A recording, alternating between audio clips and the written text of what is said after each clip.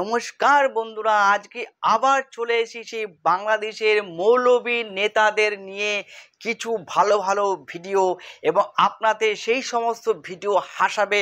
আপনারা অবশ্যই 100% এই ভিডিওটা দেখুন। তো চলুন শুরু করা যাক। হ্যালো চাচা, আপনি কি বলছেন? মগার বেটা মগা আপনার তল থেকে কি দিয়ে যায়? आइए देखते हैं, मजा आएगा। এক মগা খালি খাওয়ানোর কোটা দেয়, কই হুজুরে খায় পরের বাড়ি পায়জামার গিট্টু গুলে খায়। দামড়াটা খালি খোটা দেয়। এলা আমার মসজিদ কমিটি লাগলে আরবি পারছে। কি চাচা কি বললে? কি মগা পড়ে খায়? খালি কয় হুজুরে খায় পরের বাড়ি পায়জামার গিট্টু গুলে খায়। ও আচ্ছা আচ্ছা চাচা, তার মানে হচ্ছে পেটে করে যাতে বেশি করে খাবার যেতে পারে। হুজুরে খায় পরের বাড়ি পায়জামার গিট্টু গুলে খায়। ও আচ্ছা আচ্ছা, যাতে করে পেটের মধ্যে একটু বেশি খাওয়া দাওয়া যাইতে পারে আর কি। দাওয়াতে গেলি প্রথম পায়জামার গিট্টু ঢিলে দেয়। আচ্ছা চাচা, তুমি ওয়াদের সময় যখন খেতে যাও তখন কি প্যান্টের নালা কি খুলে রাখো, মানে ধুতিটাকে কি হালকা করে রাখো বেশি খাবার জন্য? বলো তো একবার দেখি। ভাই আর ভাল লাগে না, কইতে পারি না কিছু। একদিন কি হেল লাগে আরবি গো, ওই একটা হোটেল আছে দেখবেন এয়ারপোর্টে যাওয়ার সময় হোটেল রেডি সো। বলছি চাচা, হ্যাঁ চাচা হ্যাঁ, যখন এয়ারপোর্ট যাওয়ার সময় তো একটা হোটেল আছে, সেই হোটেলটাকে কিছু আপনি দেখেছেন? ইন্টু কিছু দেখেছেন চাচা? এমপি মন্ত্রীদের সাথে তো আমি গুনাহগার অনেক প্রোগ্রাম করি, অনেক দাওয়াতি পাই গুনাহগার হিসেবে, তো গেছি ভাই, ও গেছে আমার লগে।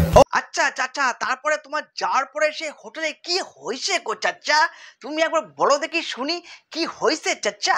যাওয়ার পরে দেখি কি ইফতারি দিয়েছে, রং বেরঙের 32 পদের ইফতারি। আচ্ছা চাচা বুঝতে পারছি আপনি কি কইতাছেন। আপনি যখন হোটেলে গেছেন আপনার সামনে অনেক রকমের খাবার দাবার হোটেলে রাখা দিছে, আর সে দেখা আপনার জিহ্বা করছিল, তাই না চাচা?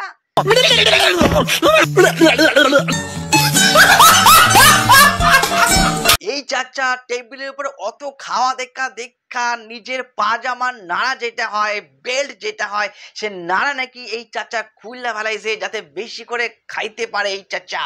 ও যায় এই টেবিলের ভিতর দিয়া ও ওর প্যান্টের বেল খোলতাছে, তাই প্যান্ট মোড়া দেয় বুঝতে পারতো না, টানতাছে। আমি ঘটনা কি টানে রে গুলশানের মতো দেখি কেউ বেল খোলতাছে, বেল। ও চাচা, তুমি যখন দেখলা যে ওই লোকটা পেন্টের বেল্ট খুলে রাখা দিছে, এত বড় পেট নিয়ে যে খাইতে বসে, তখন তুমি কিছু কইতে পারলে না চাচা? তুমি কি টেবিলের তল থেকে কিছু কইলা চাচা? আমি নিজে তাই কই, কিরে আকরাম ভাই কি টানো খালি আমারে কই হুজুরে পায়জামার গিট্টু খুলে খায়, তুই কি বড় প্যান্টের বেল খুলে খাইতাছ আজকে? আচ্ছা চাচা, তুমি বলো তো দেখি, বাংলাদেশের মৌলবীরা পাকিস্তানের মৌলবীরা মরার আগে পোলাদের কি কইয়া যায়? বলো তো দেখি চাচা তুমি একবার। মরার আগে পোলারে কয় কুদ্দুসে, আরে আমার তো মরার টাইম হয়ে গেছে রে বাবা, এখন একটু হুজুরে ডাক দিলে আমার তো কালে লাগানো যাইছিল, কালে লাগানো যায়। বলো তো দেখি চাচা তুমি একবার।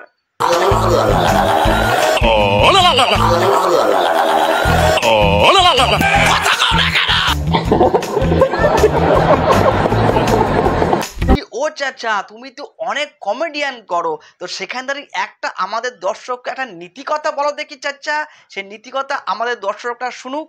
কোনদিন স্কুল কলেজে মারামারি কাটাকাটি করবি না, আর কোনদিন নেশা করবি না। আচ্ছা আচ্ছা, স্কুল কলেজে লেখাপড়া করবি, এক বন্ধু আরেক বন্ধুরে বুকে নিয়ে লেখাপড়া করবি। ছোট্ট একটা বাচ্চা আরেক ভাইয়ের পাশে বসে হেফজখানায় জ্বলে আর পড়ে, ছেলেগুলো দেখুন এইভাবে জ্বলিয়ে পড়ে, এক বন্ধু আরেক বন্ধুর শরীরের সাথে লাগে, ওর শরীর লাগে, ওর শরীর লাগে, ওর ফুয়ুজ ও বরকত ওর ভিতরে আসে, ওর ফুয়ুজ ও বরকত ওর মধ্যে যায়, ওর ফুয়ুজ ও বরকত ওর ভিতরে আসে, ওর ফুয়ুজ ও বরকত ওর মধ্যে যায়।